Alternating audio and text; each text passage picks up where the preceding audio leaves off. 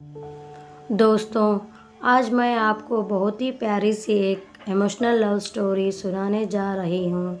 यहाँ स्टोरी दो अलग-अलग गांव में रहने वाले प्रेमियों की है, जो कि एक दूसरे से बहुत प्यार करते हैं, पर उनके इस प्रेम के बारे में इनके घर वालों को ज़रा भी खबर नहीं होती है। तो क्या इनके प्यार की खबर इनके घर वालों को पता चलती है? और पता चलता भी है तो क्या उनके घर वालों को राज़ी होता है या नहीं, या फिर वहाँ हमेशा के लिए बिछड़ जाते हैं? तो आपको स्टोरी पढ़कर ही पता चलेगा। तो बिना समय जाया करते हुए आपकी हमारी इस emotional love story in Hindi को पढ़ना उम्मीद करूँगी कि आपको यहाँ स्टोरी पसंद आएगी। यहाँ प्रेम कहानी एक छोटी सी गांव में रहने वाले एक लड़के की है, जो कि अपने नज़दीक के गांव में रहने वाली एक लड़की से मोहब्बत करता था। वहाँ दोनों एक दूसरों को बहुत पसंद करते थे, पर उन्हें पता था कि उनके इस रिश्ते को उनके घर वाले कभी भी नहीं स्वीकार करेंगे। लड़के के नाम अभिषेक था और लड़की का नाम माधुरी। अभिषेक एक छोटे से किसान का बेटा था और माधुरी एक बड़े ज़मींदार की बेटी थी। दोनों को हैसियत में काफ़ी समानता थी, पर वो कहते हैं कि प्यार कभी हैसियत देख के नहीं किया जाता। अभिषेक हर रोज़ शाम 6 बजे माधुरी से मिलने चोरी छुपे उसके गांव जाया करता था। वहाँ तालाब के किनारे बैठकर अपनी शादी के सपने को सच करने की बातें करता रहता था। चोरी छुपे मिलने की उनकी मजबूरी हुआ करती थी, क्योंकि गांव में अक्सर ऐसे रिश्ते पर हमेशा सवाल खड़े उठते थे और गांव के लोगों की हमेशा से यही चाहते हैं कि उनके बच्चों का विवाह उनकी जात बिरादरी के अंदर ही होना, कि उससे बाहर। और अभिषेक और माधुरी की बिरादरी भी अलग अलग भी थी, इसीलिए उन्होंने इस बात का भी डर भी सताता रहता था। रोज़ रोज़ अभिषेक का घर से एक ही समय पर निकलना और पास के गांव में जाना उनके पिताजी को थोड़ा अजीब सा लग रहा था कि यहाँ रोज़ इसी समय पर रोज़ क्या करने जाता है। तो एक दिन अपने शक को दूर करने के लिए उसके पिता ने उसका पीछा करने की सोची और उसके पिता ने उसके अगले दिन ही अभिषेक का पीछा किया। जब अभिषेक दूसरे गांव पहुंचा तो उसके पिता ने देखी कि वहां तो तुलंग गांव के ज़मींदार की बेटी माधुरी से मिल रहा है और उसके साथ गले लग रहा था। यहाँ सब देख उसके पिताजी को काफ़ी शर्मिंदगी महसूस हुई और वहाँ से चले गए। जैसे ही थोड़े समय बाद अभिषेक घर पहुँचा तो उसके पिता ने उससे पूछा कि आज तुम तुलंग गाँव में क्या कर रहे थे? तो अभिषेक ने बोला, कुछ नहीं पिताजी, मैं बस अपने दोस्तों से मिलने गया था। अपने मुंह से झूठ सुनते ही उसके पिता गुस्से में आकर उसको एक तमाचा लगाया और कहा कि दोस्तों से मिलने गए थे या अय्याशी करने गए थे? मैंने तुम्हें आज तुलंग गाँव के ज़मींदार की बेटी के साथ देखा था। क्या कर रहे थे तुम उसके साथ? तुम्हें ज़रा भी शर्म नहीं आई कि अपने माँ बाप का नाम तुम इस कदर डुबा रहे हो? वो तो शुक्र मनाओ कि मैंने आज तुम्हें देख लिया। अगर गांव का कोई और व्यक्ति देख लेता तो बदनामी तो होगी अलग, और उस लड़की की भाई तुम्हारे हाथ पैर तोड़ते वो अलग। अभिषेक अपने की गई गलती पर शर्मिंदा होता है और अपने पिता से कहता है कि मुझे माफ़ कर दीजिए, मेरे से बहुत बड़ी गलती हो गई। मुझे आपको यहाँ बात पहले ही बता देनी चाहिए थी कि मैं माधुरी से बहुत प्यार करता हूँ और मैं उसके बिना एक पल भी नहीं जी सकता। यहाँ सुनते ही उसके पिता उसके कहते हैं कि बेटा देखो, ये बात तुम्हें भी पता है कि वो हमसे हैसियत में कितने बड़े हैं और वो तुम्हारे इस रिश्ते को कभी नहीं स्वीकार करेंगे। इसलिए बेहतर यही होगा कि तुम्हें उसे भूल जाओ। अपने पिता की बात सुनकर अभिषेक काफ़ी मायूस हो जाता है और पूरी तरह से टूट जाता है। काफ़ी दिन बीत जाते हैं। अभिषेक और माधुरी एक दूसरे से नहीं मिले होते हैं। माधुरी काफ़ी परेशान होती है कि कुछ दिनों से अभिषेक उससे मिलने क्यों नहीं आ रहा है। कुछ दिन और बीत जाने के बाद माधुरी को और टेंशन होने लगती है।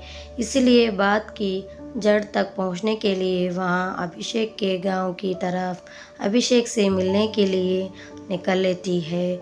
जब वहां रास्ते में चल हो रही है तो अचानक उसकी टक्कर एक लड़के से हो जाती है और वो लड़का कोई और नहीं अभिषेक ही होता है। वहाँ उसको देखते ही उसके गले लग जाती है और रो रो कर उसका बुरा हाल हो जाता है और वहाँ उससे कहती है कि तुम मुझसे इतने दिनों से मिलने क्यों नहीं आ रहे थे।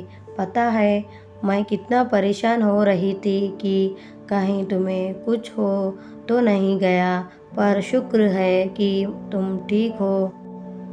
इतने में अभिषेक माधुरी को चुप कराता है और उसको अपने सारी बात बता देता है कि उसके पिता ने उसको तुमसे मिलते देख लिया था और हमें एक दूसरे को भूल जाने को कहता है। इतने में माधुरी अभिषेक से कहती है कि तुम्हारा प्यार क्या इतना ही सच्चा है कि एक मुसीबत आने पे तुम हमारे प्यार को भूल जाओगे। अगर मुसीबत आई है तो हम दोनों डट कर सामना करेंगे। मैं आज ही अपने पापा से तुम्हारी बात करूंगी कि हम एक दूसरे को कितना चाहते हैं। इतने में अभिषेक माधुरी से कहता है कि नहीं, तुम ऐसा कुछ नहीं करोगी। मैं नहीं चाहता हूँ कि तुम अपने परिवार के सामने शर्मिंदा हो और उनका दिल दुखे। इसलिए बेहतर यही होगा कि अब हम एक दूसरे को भूल जाए। इतना कहकर अभिषेक वहाँ से चला जाता है, पर वो मन ही मन बहुत रो भी रहा होता है कि उसका इतने सालों का प्यार अब ख़त्म हो जाएगा। माधुरी काफ़ी उदास होकर घर पहुँचती है, पर वहाँ अभिषेक की बात को ना मानते हुए अपने पिता से अपने रिश्ते का खुलासा कर देती है। वहाँ बताती है कि वो अभिषेक से कितना प्यार करती है। यहाँ सुनकर माधुरी के पिता उस पर काफ़ी गुस्सा होते हैं। इस बात पर नहीं कि उसने प्यार किया, बल्कि इस बात पर कि उसने एक किसान के बेटे से प्यार किया। उसके पिता कहते हैं चाहे तुम जीते जी मर जाओ, पर मैं तुम्हारी शादी उससे कभी नहीं करूँगा। तुम्हें हमारी हैसियत देखकर प्यार करना चाहिए था। हमारी भी इज्जत है। अगर तुम्हारी शादी उस लड़के से होगी तो हमारी पूरे गांव में बेइज्जत हो जाएगी और यहाँ मैं जीते जी कभी नहीं होने दूंगा। माधुरी के लाख मनाने के बावजूद भी उसके पिता उसकी बात नहीं मानते हैं और उसको एक कमरे में बंद कर देते हैं। कुछ दिन बीत जाने के बाद माधुरी के पिता उसकी शादी अपने एक दोस्त के बेटे के साथ पक्की कर देते हैं। माधुरी इस रिश्ते के लिए बिल्कुल भी तैयार नहीं थी, पर अपनी नाक कटाने के डर से उसके पिता को यहाँ फैसला मजबूरन लेना पड़ा।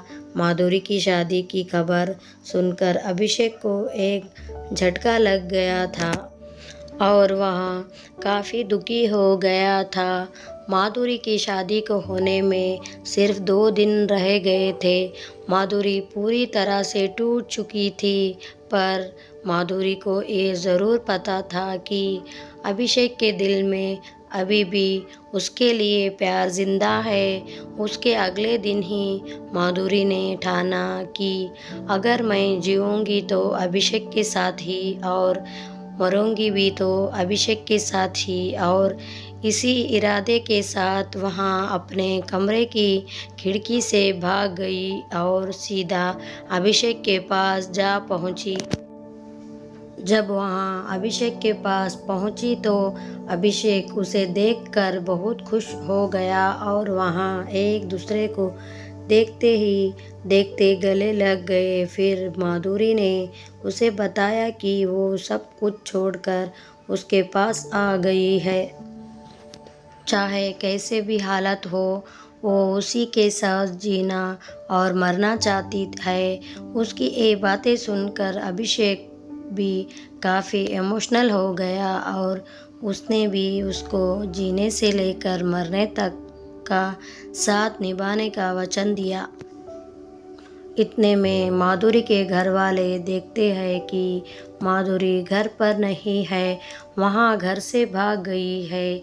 इतने में उसके पिता का शक सीधे अभिषेक पर जाता है कि वो उसी के घर भाग गई होगी। इसीलिए अपना वक्त ज़ाया ना करते हुए उसके पिता अपने आदमियों के साथ सीधा अभिषेक के घर की तरफ निकलते हैं। जितने में अभिषेक और माधुरी वहाँ से कहीं दूर जाने की सोच रहे होते हैं, इतने में माधुरी के पिता वहाँ पहुँच जाते हैं और उसको वहाँ ही ले ही जा रहे होते हैं कि इतने में अभिषेक माधुरी के पिता से प्रार्थना करता है कि हमें अलग मत करिए, हम एक दूसरे की बिना नहीं रह सकते। पर माधुरी के पिता उसकी एक बात भी नहीं सुनते और उसकी गोली मारकर हत्या कर देते हैं। यहाँ सोचकर कि अब ये लड़का ही नहीं रहेगा तो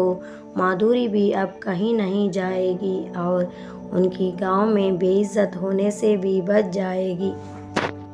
अभिषेक अब मर चुका था और अगले दिन माधुरी की शादी होने थी, पर माधुरी इस शादी के लिए बिल्कुल भी तैयार नहीं थी, बल्कि वहाँ तो अब अभिषेक के गम में डूब चुकी थी और उसने यहाँ वचन लिया था, अगर जियोगी तो अभिषेक के लिए ही और मरूंगी तो अभिषेक के लिए ही। अब शादी होने में सिर्फ कुछ ही समय रह गए थे, पर माधुरी अभी तक तैयार नहीं हुई थी। यहीं गम में सोचते सोचते अचानक उसकी नज़र चूहे मारने वाली दवाई पर पड़ती है और बिना सोचे वहाँ दवाई उस रैट पॉइजन को उठा लेती है और उसे खा लेती है।